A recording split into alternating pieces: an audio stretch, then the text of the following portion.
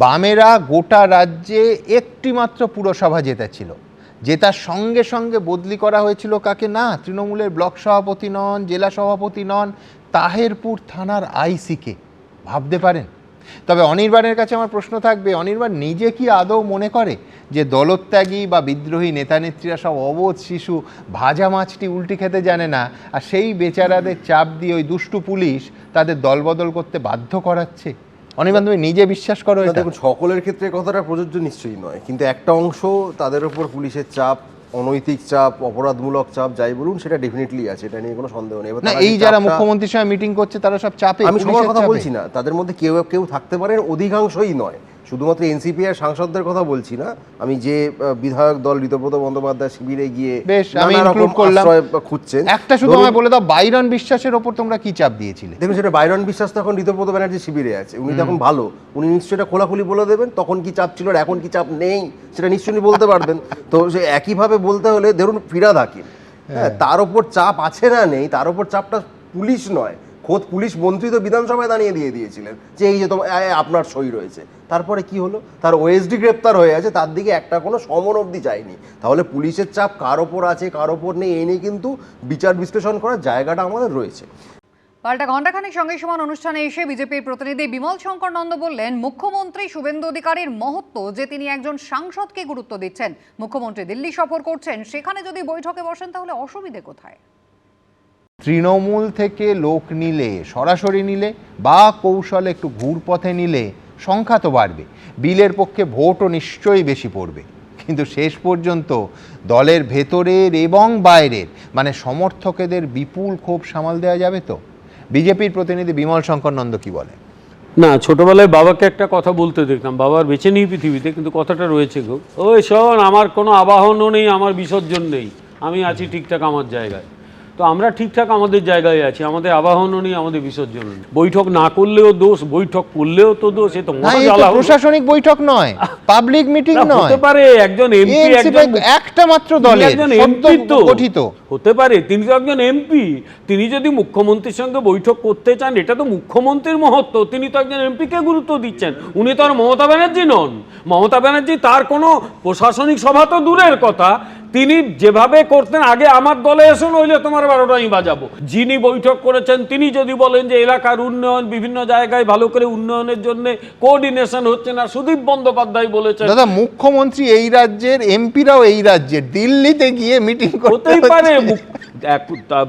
মুখ্যমন্ত্রী দিল্লি সফর করছেন, সেখানে যদি বৈঠকে বসেন তাতে অসুবিধা কি আছে? অন্য দল থেকে আসবে কি আসবে না সে তো ভবিষ্যতের প্রশ্ন, সেই ভবিষ্যৎবাণী আমি তো করছি না। আমি শুধু এইটুকু বলছি যে এনসিপিকে নিয়ে কথা বলার কোনো এখতিয়ার আমার অন্তত নেই, অন্য একটি রাজনৈতিক দল সেটা, তারা যদি মুখ্যমন্ত্রীর সঙ্গে বৈঠক করে সেটাও করতে পারে। গতকাল সকালে আমরা দেখলাম প্রথমে প্রধানমন্ত্রীর নেতৃত্বে এনডিএর বৈঠক এবং তারপর দুপুরে বঙ্গভবনে মুখ্যমন্ত্রী শুভেন্দু অধিকারীর ডাকা বৈঠক। মঙ্গলবার যখন এনসিপিআই সাংসদরা একাধিক বৈঠকে যোগ দিলেন, তখনই বিজেপির প্রাক্তন রাজ্য সভাপতির গলায় শোনা গেল সমালোচনার সুর। বললেন, তৃণমূলের একমাত্র মতাদর্শ টাকা খাবলানো, সেই সুযোগ আর না থাকাতেই বিজেপিতে ঢোকার চেষ্টা করছেন। আমি কাল প্রধানমন্ত্রীর সঙ্গে দীর্ঘক্ষণ ছিলাম, তখন আমি শুভেন্দুর কথা বলেছি যে আপনার মুখ্যমন্ত্রী হিসেবেও যা কাজ করছে সেটার কোনো তুলনা নেই। এদের বিজেপিতে নেওয়া উচিত নয় বলছেন, আদর্শগত নেওয়া উচিত না, কখনোই নেওয়া উচিত না। সুদীপ বন্দ্যোপাধ্যায় নরেন্দ্র মোদীর সঙ্গে বৈঠক করছেন, এনডিএর বৈঠকে নরেন্দ্র মোদীর সঙ্গে এক সারিতে বসছেন। মুখ্যমন্ত্রী শুভেন্দু অধিকারীর সঙ্গে বৈঠক করছেন এনসিপিআই সাংসদরা। বিদ্রোহী তৃণমূল সাংসদদের সঙ্গে বিজেপি নেতৃত্বের কার্যত মিলে সুর মেরা তুমহারা। আমরা প্রথম থেকে একই কথাই বলে আসছি যে মুখ্যমন্ত্রী সাংসদদের সঙ্গে বসবেন তাদের এলাকার সমস্যাবলী নিয়ে জানতে। কিন্তু এই প্রেক্ষাপটে তৃণমূলের বিদ্রোহী সাংসদদের সম্পর্কে বিজেপির অন্দর থেকেই উঠে আসছে সমালোচনার সুর, ক্ষোভ, ব্যঙ্গ, কটাক্ষ। তৃণমূলের মতাদর্শ একমাত্র ছিল টাকা পয়সা খাবলানো, সে টাকা পয়সা খাবলানোর এখন সুযোগ চলে গেছে। এই পরিপ্রেক্ষিতে তারা এখন এনসিপিতে ঢুকেছে, বিজেপিতে ঢুকবার চেষ্টা করছে একেবারে নেহাতি স্বার্থে। আমার ব্যক্তিগত মত হচ্ছে যতদিন এদের বাইরে রাখা যায় ততই ভালো।